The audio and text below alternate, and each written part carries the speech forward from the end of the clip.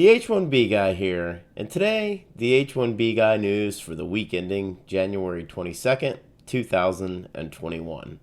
But before we get started, I'd like to ask you, if you haven't already, to please subscribe to the H1B Guy channel here on YouTube and like this video so that I can continue to produce more content like this for you.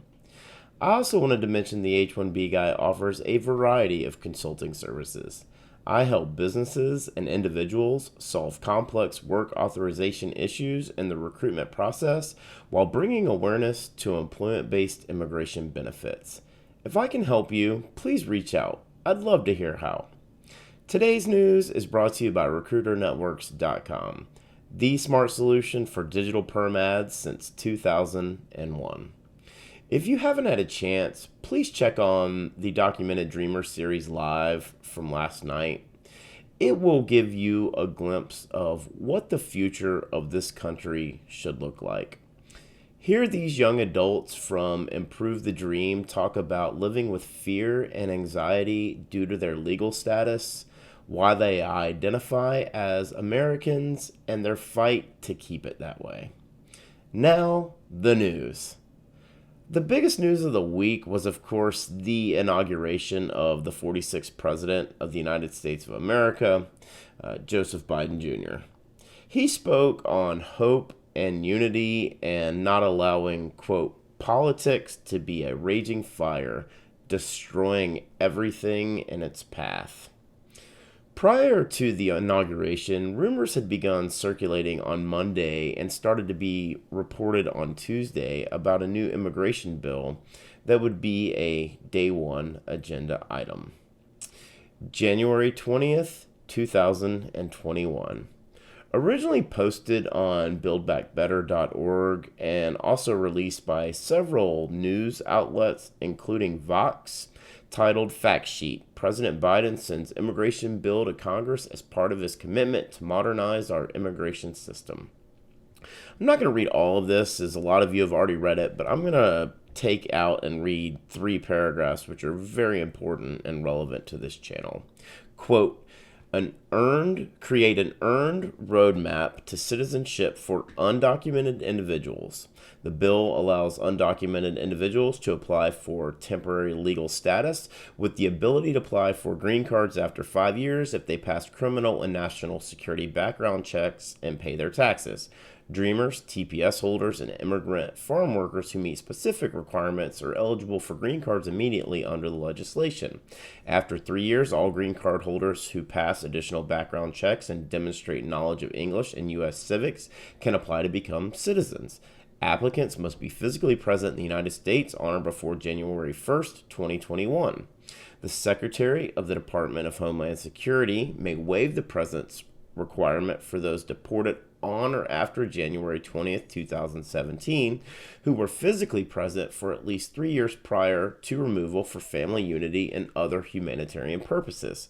Lastly, the bill further recognizes America as a nation of immigrants by changing the word alien to non-citizen in our immigration laws. Embrace diversity. The bill includes the No Ban Act that prohibits discrimination based on religion and limits president authority to issue future bans. The bill also increases diversity visas to 80,000 from 55,000. Grow our economy. This bill clears the employment-based visa backlogs, recaptures unused visas, reduces lengthy wait times, and eliminates per-country visa caps. The bill makes it easier for graduates of U.S. universities with advanced STEM degrees to stay in the United States, improves access to green cards for workers in lower-wage sectors, and eliminates unnecessary hurdles for employment-based green cards. This bill provides dependents of H-1B visa holders work authorization, and children are prevented from aging out of the system. The bill also creates a pilot program to stimulate regional economic development, gives DHS the authority to adjust green cards based on macroeconomic conditions, and incentivizes higher wages for non-immigrant high-skilled visas to prevent unfair competition with American workers. Again, while I'm sure most of you have read this word for word, I wanted to break down some of the verbiage here. Until the full language is available and we can read the fine print, this is what we have to work with. Really ambiguous at best. First of all, the name U.S. Citizenship Act of 2021. I like the name, and as I said Wednesday, a new hashtag is born. That is, at least until we get a House resolution and Senate bill number to associate it with. The hashtag USCA21. The fact sheet starts out with referencing undocumented individuals and defines their path to citizenship and provides a grace period back to January 20, 2017. This bill will take away the executive branch's authority to issue travel bans based on religion and also increases the annual diversity visas, DV green cards, allotment by 25,000 annually. But the most relevant language to this channel comes from the Grow Our Economy section. 1. Clears employment-based green card backlogs. 2. Recaptures unused visas. 3. Eliminates per-country visa caps. 4. Added benefits for international students earning U.S. advanced degrees in STEM categories. 5. Provides work authorization for H1B dependents. 6. Prevents children from aging out. 7. DHS can adjust green cards based on macroeconomics. And 8. Wage protections. Very easy to get excited when you read this much positive reform as it relates to employment-based immigration. But I have to warn you, proceed by being cautiously optimistic. Absent was any reference to H1B reform, including 50-50 rule and the whistleblower rule. They could be included, but not mentioned. Definitely need to read the entire language. This bill is going to be a mammoth undertaking. Basically, a significant rewrite of our immigration system entirely. Not just employment-based, but undocumented, family, refugee, diversity. January 20th, 2021. In a news release posted by Senator Bob Menendez titled Menendez to lead Biden-Harris immigration legislation in the Senate. Quote, Washington, D.C., U.S. Senator Bob Menendez, Democrat, New Jersey, who has spent decades fighting for immigrant rights and reforms to our nation's broken immigrant system, announced today that he will lead the legislative effort in the United States Senate and introduce Biden-Harris administration's bold immigration bill to build a fair, humane, and functional immigration system. The past 4 years have been traumatic for immigrant communities who have endured relentless attacks from the Trump administration. Today, we turn the page on this dark chapter of our history and begin the hard work of repairing the damage and rebuilding a better union that reflects the values of our nation. As the son of Cuban immigrants and someone who has spent my adult life fighting for immigration reform, I'm filled with hope to have President Biden and Vice President Harris as strong partners to advance a bold vision for immigration reform, said Senator Menendez. This plan is not only about fixing our broken immigration system, but building a better one. One that reunites families, brings the undocumented community out of the shadows and a path to citizenship, stands up for human rights, addresses root causes for migration, and includes a smart border security strategy. As I prepare this bill for introduction, I know all too well from my work with the Gang of Eight that passing immigration reform for the United States Congress will be a challenging task. However, there is a moral and economic imperative to get this done. Menendez added, history shows our nation is stronger and more prosperous when we embrace immigration and treat immigrants with dignity and respect every human deserves. Immigrants will always be our country's greatest believers in the American dream. I have lived that dream just as Vice President Harris has, and I look forward to working with her. President Biden and their administration to build a 21st century immigration system that keeps the promise of this dream alive for generations to come.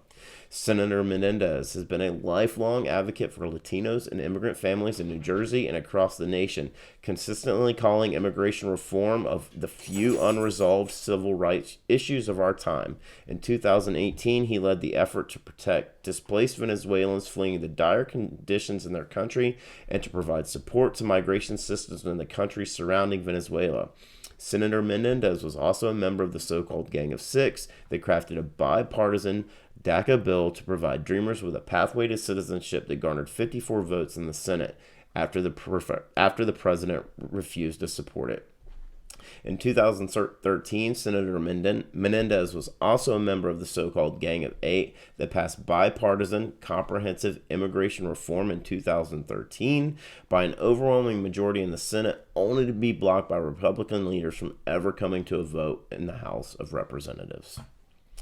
I have to give a special shout out to Twitter follower at Chad0525 for bringing up on January 19th the Immigration Modernization Act of 2013 that was sponsored by the Gang of Eight. 6 out of the 8 senators that sponsored that bill are still in office, including Senator Bob Menendez. Not too long after sources began reporting that Senator Menendez would be named the sponsor of this Day One bill. With the news release from Senator Menendez acknowledging all of the hard work he's put towards immigration reform, the concern with Senator Menendez as the sponsor is that he's going to advocate towards Dreamers, diversity, Central and South America, and Latinos as a whole. The hope is that he'll promote reform to employment-based preferences and keep the bill an all-encompassing, i.e., true Citizenship Act to bring clarity to an archaic system based on dated laws. January 20th, 2021. A news release from White House Chief of Staff on a temporary regulatory freeze reported by Hamed Ali's on Twitter. Quote, with respect to the rules that have been published in the Federal Register or rules that have been issued in any manner but have not taken effect, consider postponing the rules' effective dates for 60 days from the date of this memorandum consistent with applicable law. Thanks to Twitter follower at Prakash for the heads up on this info. Why is this so important? Well, I'm going to give you 3 reasons. The 2 H1B final rules that were announced last week, and USCIS news release on the H1B lottery moving to wage-based selection for fiscal year 2022. So let's start with the least complicated. H1B LCA final rule from last week has been formally rescinded by the DOL and should be considered null and void. Moving on to the wage level final rule. As of the time of this writing and of this posting, the final rule is still in place and it will require executive action to rescind or formal litigation against in order to no longer be valid. I do believe that we will see a wage level increase sometime in 2021, but as I previously predicted, I don't think that will be until September. Although, the fact that the new administration did not come out and strike this down is very telling for the present time. As for the end-client LCA and dual petition, I don't think we'll see that again. I do think we'll see changes to the H-1Bs that are assigned to third-party work sites, but the end client is not going to be required to have an LCA or hold the H-1B visa. I covered why this isn't feasible earlier this week on the DOL issues 2 H-1B final rules, wage and classification in 1 week, which brings us to the last reason this is important. So here's a quick timeline for reference. November 2nd, 2020, January 7th, 2021, January 8th, 2021, March 1st, 2021, March 9th, 2021, March 20th, 2021, and March 22nd, 2021. So let's walk through each of these dates and why they're important. November 2nd, 2020 is the date of the original posting of the on the Federal Register for comments. January 7th, 2021 is the date that USCIS announced its adoption. January 8th, 2021 is the date published on the Federal Register. March 1st, 2021 is the date the H-1B lottery opens for fiscal year 2021, accepting electronic applications. March 9th, 2021 is the effective date of the final rule as published on the Federal Register. March 20th, 2021 is the deadline for electronic filings for H-1B lottery petitions for fiscal year 2022. And March 22nd, 2021 is the end of the 60-day postponement of this regulatory freeze to review any new rules published on the Federal Register.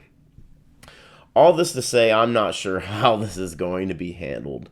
Some are reporting that the fiscal year 2022 HCAP lottery won't be wage-based selection. While this is most likely what is going to happen, I still believe USCIS has the capabilities to implement wage-based selection for fiscal year 2022 and wouldn't have gone to the extent they have over the last week if they weren't already planning to do so.